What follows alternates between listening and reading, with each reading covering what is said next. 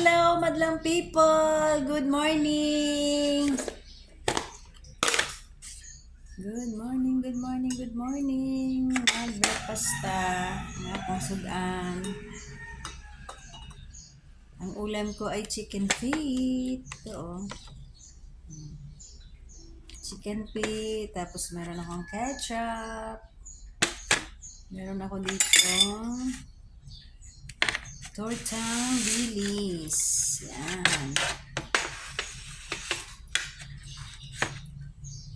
Naku, bago ang lahat guys, kailangan natin mag-almusal kasi mamaya bakbakan na naman tayo sa gawaing bahay. So, tara, kain tayo. Kain-kain ng breakfast. Parang madami tong kanin ko ah. Kakatayin na ata ko nito. Daming kanin ko. Char lang.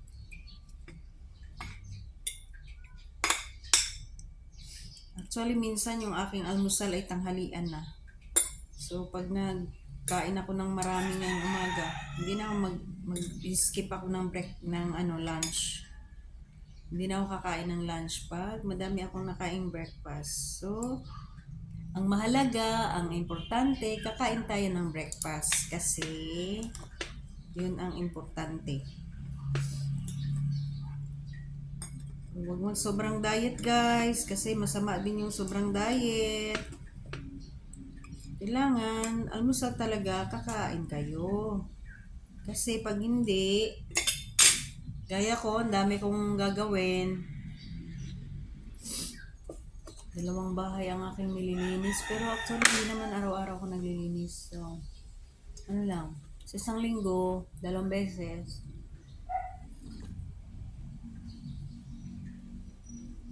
Wow, sarap ng kape. Black coffee. No creamer. Black coffee as in.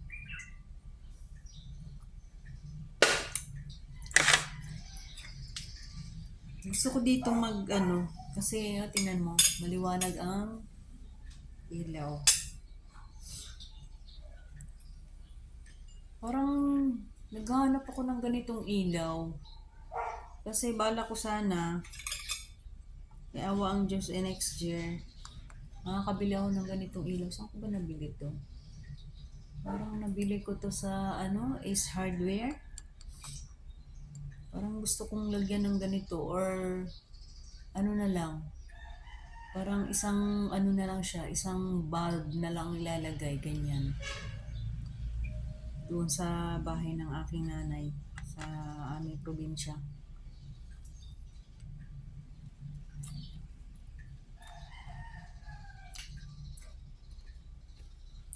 Pag may angawang Diyos na makaipon-ipon, pagkaloob man yun ni Lord sa akin, dami pa akong magiging project doon guys. Sa probinsya namin, dami ko pang gagawin project.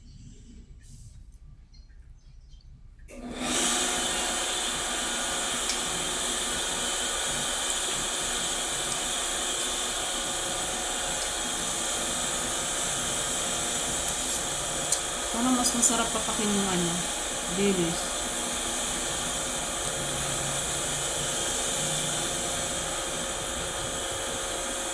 Alam niyo, first time kong ginawa na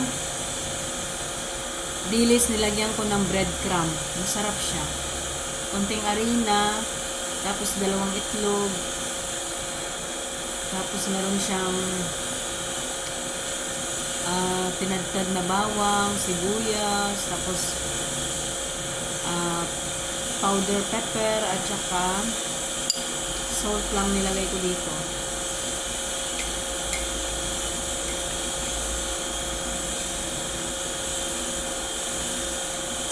Alam niyo yun, yung dilis na maliliit sobra. Bagay sa gawing ganito. Torta.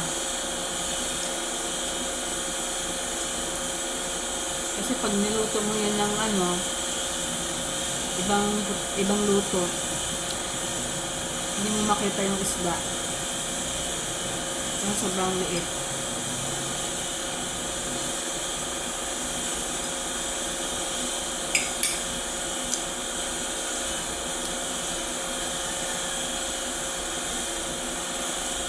Tapos guys, tingnan nyo, oh.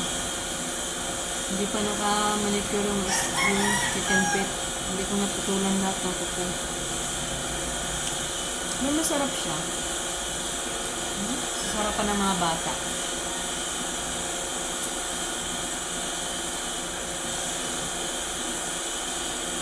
Ito naman, adobong chicken feet. Nilagyan ko siya ng pineapple slice.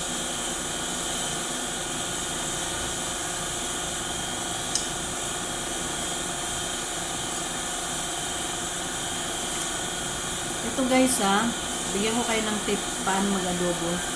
Kasi yung mga bata, sarap na sarap sila sa adobo ko. Kasi bakit? Lalo na pag mga ganito, chicken feet, walang natitira. Ang durug-durug ang buto.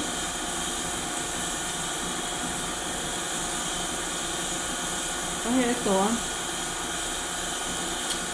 hindi ko siya nilalagyan ng ng seasoning, yung magic sarap, hindi ko nilalagyan. Ang pangtimpla ko guys ay sugar. Yan. Take note sugar. Tansyahin nyo lang yung sugar, wag naman sobrang tamis. Yung natingin nyo isang kutsarang sugar, halu-haluin nyo yun. Kasi lalo na pag naging maalat yung timpla nyo, dadagdagan nyo siya ng sugar. Tapos, pag tikim nyo, maalat pa din, dadagdagan nyo na ng tubig. Ngayon, kung dumami naman ng tubig, lagyan nyo sila ng cornstarch para malapot. Konti lang cornstarch, siguro mga 1 kutsara lang, itukunan nyo sa tubig. Kasi ako, pag nag-adobo ako, tama lang yung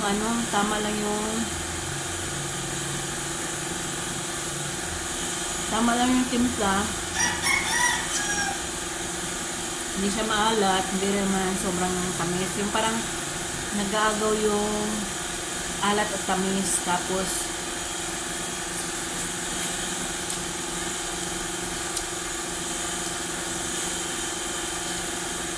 instead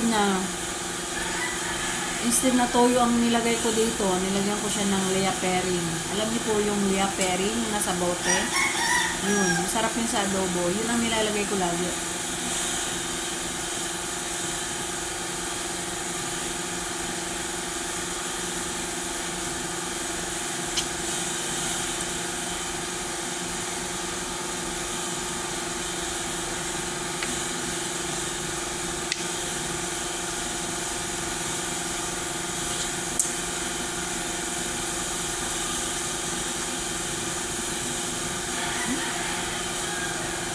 Sarap, wala talagang natitira.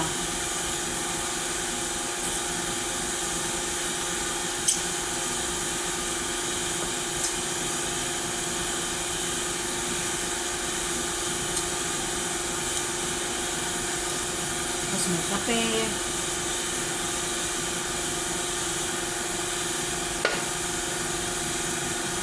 Parang mabusog na ako Ito, pag hindi ko maubos to, bibigay ko na lang sa aso. Daragdag ko yun sa pagkain.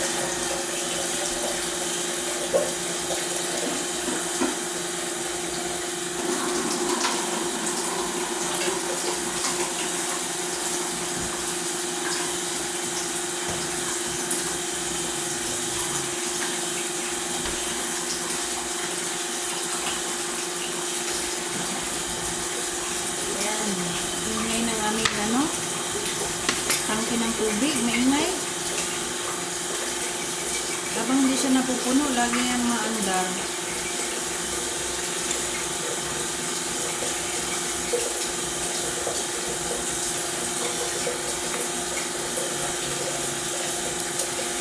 Kaya tipid-tipid na muna. Hindi ko na muna pinaandar yung dispenser namin kasi malaking kuryente ko. Tubig pa lang, kuryente oh. May naandar yung tubig.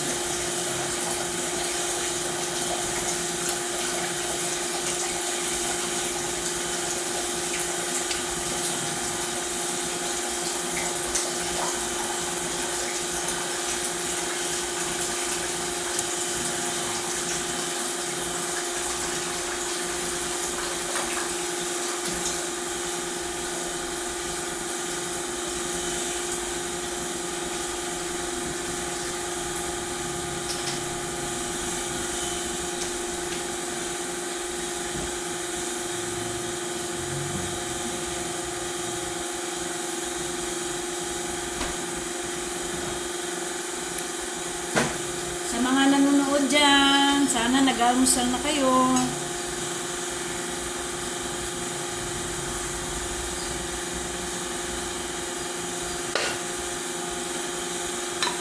Nagagandahan ako dito sa baso ko kasi matagal maglamig yung aking kape. Yun, salamat. Minto din. Kain tayo guys. Sana nag-almusal na rin kayo dyan. Huwag po ninyong kalimutan yung pag-almusal kasi importante talaga yung almusal. Di bali hindi kayo makapag-lunch, hindi kayo makapag-dinner. Basta yung almusal, importante.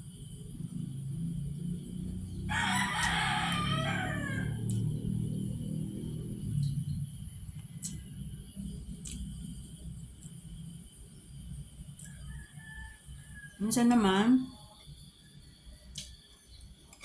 pag tinatamad akong kumain ng kanin sa umaga, yun, nakain ko apple. San apple, saging.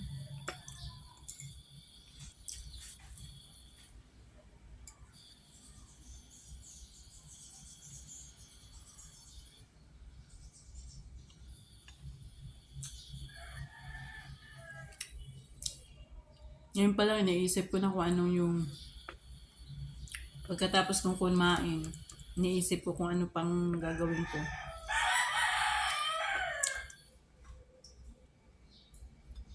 Magpapakain pala ako ng aso. Kasi may alaga ako guys yung alaga kong aso si Ultron na English Mastiff, si Braver na Golden Retriever, at 2 husky po, si Bella at si Billy. Bali 4 sila. Kasi yung 2 puppies dyan na bagong panganak, yung dati naming aso na Belgian, nung kapanganak niya lang, 6 nga ang anak, yun, kasawayang palad, na siya, nabigti siya sa kanyang tali. Buti na lang, nakaanak na siya. Kasi ba naman, ang mga Belgian pala na aso ay takot sa mga paputok. Yung kapitbahay namin nagpaputok. Ngayon, yung aso namin kapapanganak lang. Hindi niya maintindihan kung saan siya magtatago. Takbo dito, takbo doon. Kaya naisipan ni Mister na ilagay doon sa malapit sa CR. Kinalian doon. Tapos, pinakain ko pa nung umaga. Nagtaka ako. Nung pinakain ko, kumain naman siya. Tapos, nung tanghalian, tiningnan ko, nandun lang sa loob ng CR niya. Akala ko natutulog lang. Hindi ko man tiningnan din. Hindi ko rin sinilip. Nung pala, ilang oras na pala siya nabigti. Hindi namin nakita. Tapos, si Mr. naman, bumaba ng madaling araw. Mga 2 AM siguro ng madaling araw. Tinignan niya yung mga manok niya. Pagkatapos, sinilip niya yung CR kasi nagtaka siya, bakit walang gumagalaw? Walang nag-iingay dun sa CR. Nung pala, nabigti na. Kanyang alagang aso, nakakaawa na. Mystery, iyak ko eh.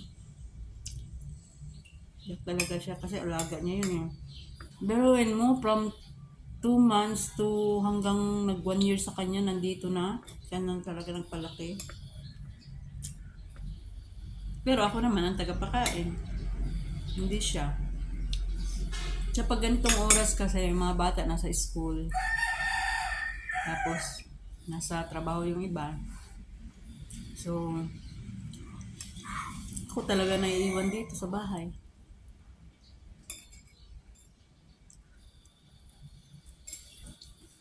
Tsaka, okay na lang din yun. Ganito, hands-on ako sa gawaing bahay kasi hindi na ako kumuha ng katulong. Mahirap kasi kumuha ka ng katulong dito. Pauwi-uwi. Tapos, ikaw pa mag-a-adjust. Ikaw mag-a-adjust sa katulong mo. Pag gustong umuwi, uuwi. Pag hindi,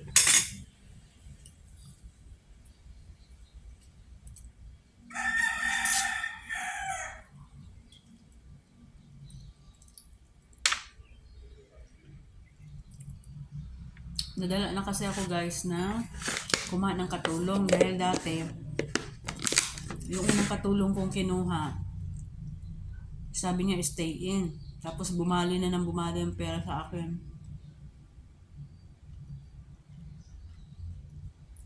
Taga rito lang din pero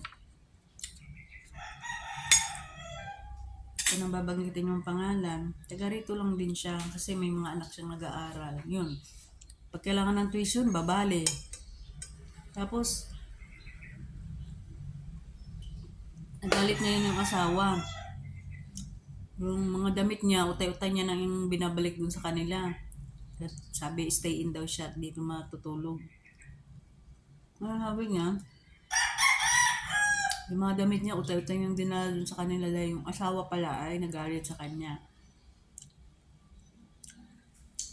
Pwede siya magtrabaho pero hindi siya pwede mag-stay in. So, ang nangyari guys, nung kumuha ng pera sa akin, sabi niya, stay out na lang daw siya dahil pupunta na lang siya dito kung kailangan niya mag-ano. Sabi ko, kailangan kang pumunta dito araw-araw dahil bumalik ka na ng pera sa akin. No, ito, napagkwentuhan rin lang.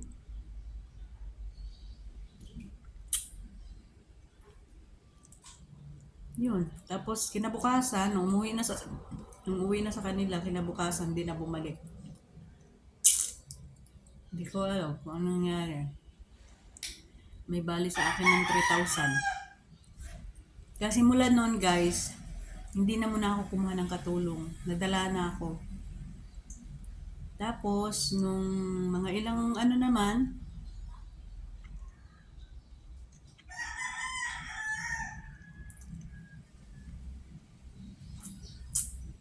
dumaan ng ilang buwan, masyadong marami na akong gagawin. Kasi, ako lahat ang nag-iintindi. So, ang dami ko nang inaasikaso. So, yung mga gawaing bahay ko, hindi ko na magagawa. Mga ilang buwan yun, siguro 1 year ago. Yung aking manugang na sa Masbate.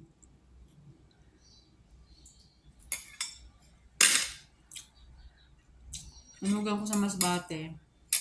Napahanap ako sa kanya ng katulong doon. Ngayon, siya naman ay papunta dito.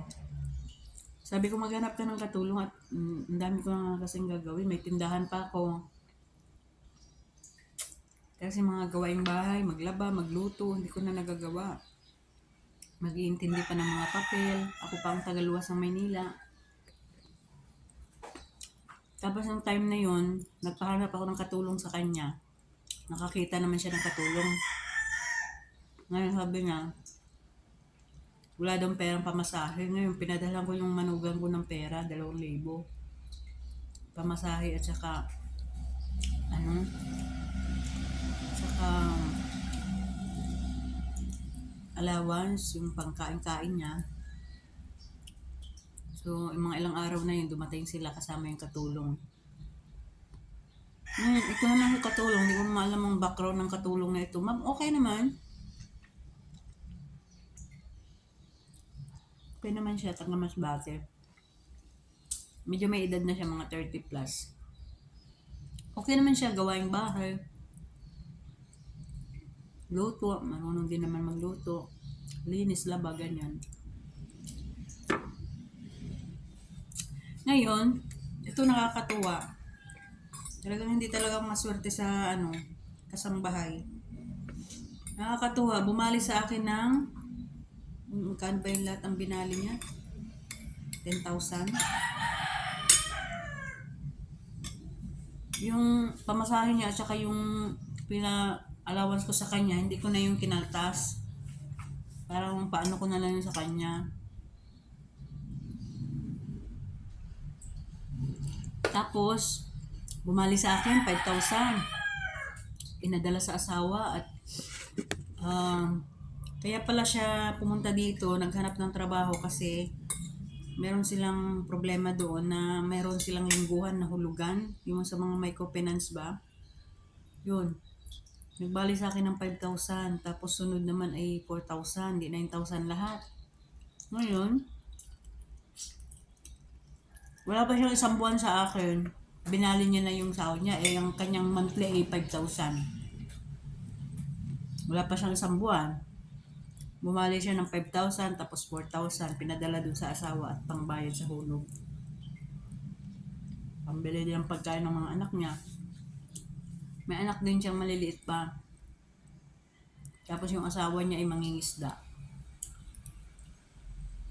Ngayon, yung pinabali ko, eto na naman ang problema. Nagligalig naman ang asawa. Panay tawag ng tawag, gusto na siyang pauwiin. Sabi ko, inay, paano kaya yan? Uuwi ka, bumali ka ng 9,000. Hindi mo pa napagtrabahuan. Wala ka pang isang buwan. Iiyak na siya ng iyak. Gawa ng ang anak niya daw ay nagkasakit, ganito, ganyan. Daming dahilan. So, ang good thing, baka naman ay makonsensya pa kung anong mangyari sa anak niya. Pinauwi ko siya. Sabi ko, umuwi ka muna. Tingnan mo muna yung anak mo. Baka naman ay totoo. Sabi ko ganun. Hindi, pinauwi ko. Hindi ko na inisip yung naanuhan ko na siya ng pera. Basta inisip ko yung anak niya. Kasi baka kung anong mangyari ng anak niya, ako pa masaysi na hindi siya umuwi. Hindi ngayon, pinauwi ko. Sabi ko, kung uuwi ka, sa'yo na ang pamasahe. Kasi hindi na ako magpapapasahe sa'yo dahil ikaw ang gustong umuwi eh. Wala ka pa namang isang buwan sa akin. So, iyan siya nga ang nagpamasahe. Pinadala siya ng asawa niya ng pera. Tapos alam niyo guys, nakakatuwa. Binilan ko ng cellphone. Yung cellphone lang na simple lang, hindi naman siya mamahalin. Yung sabihin natin keypad, pero at least nag-effort akong magbigay ng cellphone sa kanya kasi in case na nasa Manila ako, meron akong matawagan ko siya. And then, binigyan ko pa ng mga damit. Ang dami niya yung damit dala.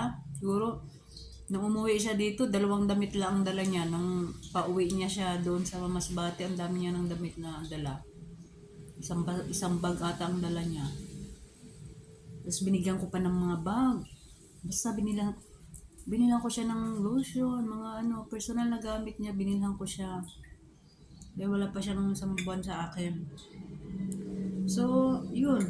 Pinayagan ko siyang umuwi. Sabi ko, kung ano ang mapag-usapan ninyo ng asawa mo, kung pababalikin ka niya, okay, pwede kang bumalik. Para man lang mabawasan yung naibali mo sa akin. Ngayon, kung hindi naman, tumawag ka sa akin. Ngayon, tumawag nga siya. Sabi niya, pasensya na atin, hindi ako makakabalik. Hindi na napayag ang asawa ko dahil ganito, ganyan. Yung anak niya, hindi pa daw magaling, ganyan, ganyan. Hinintindi ko naman siya. Yun ako guys. Kaya ako dalang-dala na, ayoko na kumuha ng katulong kasi mostly kasi ganyan ang ano eh, ganyan mga naging case na wala ka lang katulong, ganyan, lagi ikaw ang kawawa.